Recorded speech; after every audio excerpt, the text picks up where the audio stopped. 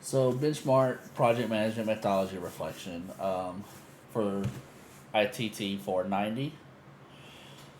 The method that the IT project team chose was agile methodology. Agile breaks down projects to several phases. Um, Within doing those several phases, allows the team to remain a little bit more flexible, be able to move the goal, change the goal scopes, during design and testing, and then reiterate and then go back to either design, develop, and test again, or go ahead and deploy.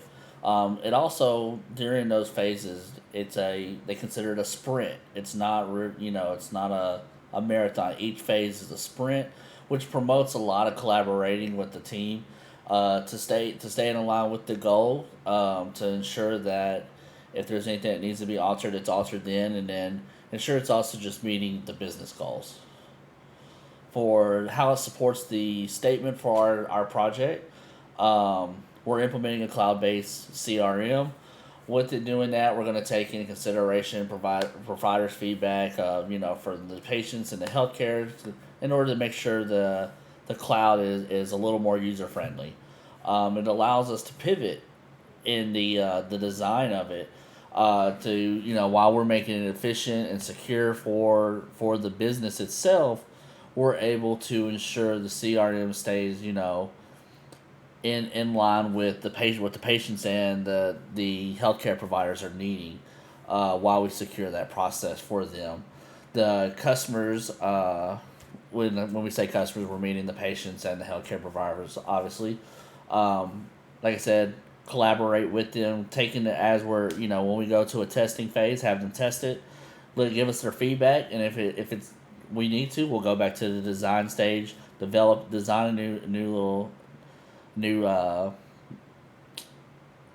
system for them, a new GUI, that's a little better user friendly for them. Then we'll deploy it. We'll develop that to test it, and then put them back to testing. And then once we all come with a happy medium where it's efficient, it's secure, and it's user friendly for everybody, we'll be able to deploy it.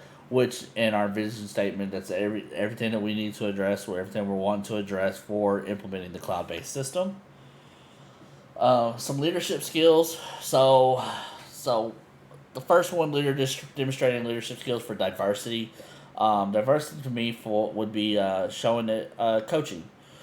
When you coach somebody, you're taking into the ability. You're listening to what they're actively saying, engaging them. You're non-judgmental towards them. You're questioning curiously what they're asking, so you can get a better, clearer understanding of what they're saying, which in the long run allows for a clearer communication between the team.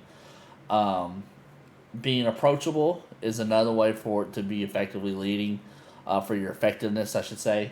It allows the team to come to the leader, raise any new ideas or concerns that they have, which is, when they do that, it's also showing a trust in the leadership, which in the long run, if you trust your leadership, he's able to be a more effective leader, as in getting the team to do what they need to do in order to achieve their goals.